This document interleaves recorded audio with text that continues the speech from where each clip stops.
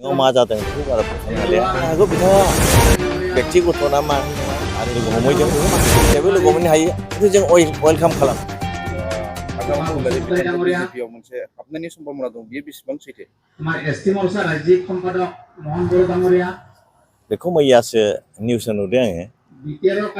सिङाव मा जादों बेखौ बारा बुंस'नो हालिया मानोना बिथाङा जेरोखोम खामानि मावबाय थादों जोंनि थाखायथ' बिजेपिनि थाखाय मोजाङानो। जोंनि बिजेपिनि थांखिया जाहैबाय गासिबो जाथिनि गासिबो संगठनखौ खामानि मावनाय। स्पेसियेलि जोंनि आसामनि मानगोनां गिबि मन्त्रि डक्टर हिमन्त बिश्व शर्मानि जे सिन्था खुनु जाथिखौ नागारना खामानि मावनो नागिराखै बे गासिबो जाथिनि संगठनफोर एमएलए एमपिफोर जाय गासिखौबो लानानै खामानि मावनो नागिरदों जाहाथे जोंनि गेजेराव असान्थिया जोबो सान्थिया फैयो आरो जोंनि गेजेराव जौगाखांनाया मोजाङै जानो हायो बेखौ लुबैदों। मानोना मोनसे जाथिनिफ्राय अपजिसनाव थाबाय थायोब्ला रायजोनि दैथायहरजानाय एमएलए एमपिफ्रा एमसिएलएफ्रा जुदि बेवहाय अपजिसनाव थाबाय थायोब्ला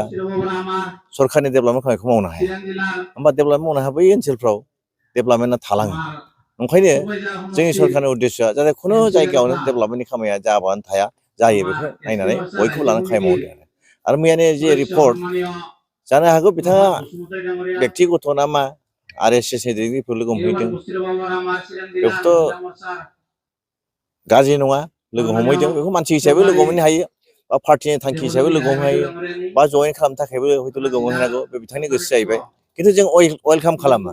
जों बेखौ बरायो बिथाङा फैनानै ज' जाफैब्ला जों जयैनो बिटिसिआव बा आसामाव ओजोंहाय जोंहा इउपिपिएल दं बिजेपि दं आरो बिपिएफआ फैदेरनानै जुदि ज' जायोब्ला जोबोद मोजां जागोन जोंनि गेजेराव खौसेथिया नुजागोन बेखौ आसा खालामदों। मानि थाखाय लोगो हमदों बिनि माबाफोर सिगनालफोर मोनदों नामा नोंथांमोना? बेखौ जेबो मिथिनाय जायाखै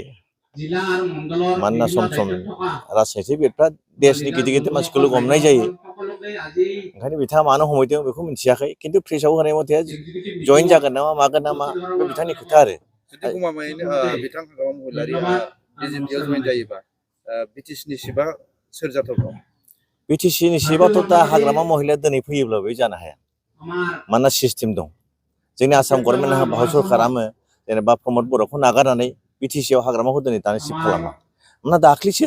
बोसोरनैनि आगोल बा बोसोरनैयानो जायाखै जोंनि गेजेराव प्रमद बर' आरो बिथांनि गासै इन्डिपेन्डेन्ट दैदेनगिरिफ्रा जे रोखोम भायलेन्सखौ नागारनानै हाथियारखौ उथायनानै जे सान्थि लाबोबाय बे सान्थि लाबोनाय मानसिखौ नागारनानै दिनैहाय आगोलाव जेनेबा हाग्रामा महिला 15 बोसोर 17 बोसोर बिटि सालायबोनाय बेखौ हथात लाबोनानै शिफ्ट बानायफैनायखौ जोबोद गाज्रि जायो आरो जोंनिखौ असान्थि जाफिनगोन दिनै जुदि हाग्रामा महिलाखौ जुदि शिफ्ट खालामफैयोबा बै एनडिएफबि बै इउपिपिएल बा गुबुन गुबुन मानसिफ्रा रागा जोंफिनगोन रिभल्ट खालामगोन आरो जोंनिखौ असान्थियाव फैफिनगोन होनबा ओंखायनो आंनि नुनायाव बिथांखौबो लागोन बिथांखौ लानानै खामानि मावगोन बे उननि बाथ्रा उननि इलेक्सनाव मा जायो बे उननि खोथा उननि इलेक्सनाव जुदि इउपिपिएलआ देरहायोब्ला हयथ' बिजों जागोन बा बिपिएफआ देरहायोब्ला बिजोंबो जागोन आरो मोनथामखौ लानानै हयथ' मोनसे क'आलिसन गभर्नमेन्ट बिटिसिआव जानो हागौ बै समाव सिबा सोर जायो सिब जाया बैनि खोथा खिन्थु दिनै एबार जुदि हाग्रामा महिलारिया जुदि बिजेपिआव हाब्लाबो बिथांखौ हयथ' निस्सय आंनि साननायाव बे शिफ्ट जानो हयथ' बेखौ होथ'नाय नङा आं बेखौ सानदों आरो चिरां दुवाराव फैबाय थानाय समाव बिजाथि फसंनायनि नोंथांमोना सिन्था खालामदों एमपि एमसिएलआवथ' फिसाथ' थाखागोन बिजेपिआव थाखागोन खिन्थु जोंहा मोनसे दं गोजौआव जों एलायन्सआव गेलेगोन बिजेपिजों इउपिपिएलजों दिनै दं आरो बिपिएफआ फैयोब्ला जयैनो एलायन्सआव गेलेगोन दा बै समाव परिबेसा मा जायो बे उननि खोथा जाहैगोन मोजाङै दानि बायदि थाबाय थायोब्ला निस्सय एलायन्सआनो जागोन बहाय जेराव जोंनि जेनेबा जेराव इउपिपिएलनि केन्डिडेट दं बा इउपिपिएल थागोन जेराव बिजेपि केन्डिडेट बिजेपि थागोन जेराव रावनिबो गैया बहाय बुरजा फरायनायनि गेजेरजों जागोन आरो जुदि मोनसे जायगायाव जेनेबा चिरां बादियाव गुबुन जायगायाव जुदि माने बेहाय गेलेनांगौ हयथ' फ्रेन्डलिबो जानो हागौ जुदि गोरोबलायनो हाब्ला सोरबा केन्डिडेट लुबैलायोबा जोंहा चिरां बादियाव रन्जित बसुमतारीखौ नागारनो हाया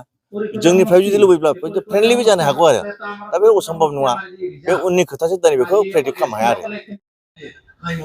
आरो बाथ्रायाथ' बेनि नङा थारमाने जोंहा संगठननि मोनसे मेल जाबाय थायो डिस्ट्रिक्ट लेभेलाव जायो मण्डल लेभेलाव जायो सक्ति केन्द्रआव जायो दा जोङो जोंनि वार्कारफोरखौ जोङो मारैहाय स्ट्रं खालामनो हायो बे बेलायाव जोङो माबा डिस्ट्रिक्ट मिटिं खालामनाय जायो एजिकिउटिभ बियो बेयाव खुनु माबा पाब्लिक गैया खालि माबाल' दं आरोखि जोंनि वार्कार आरो लिडारफोरल'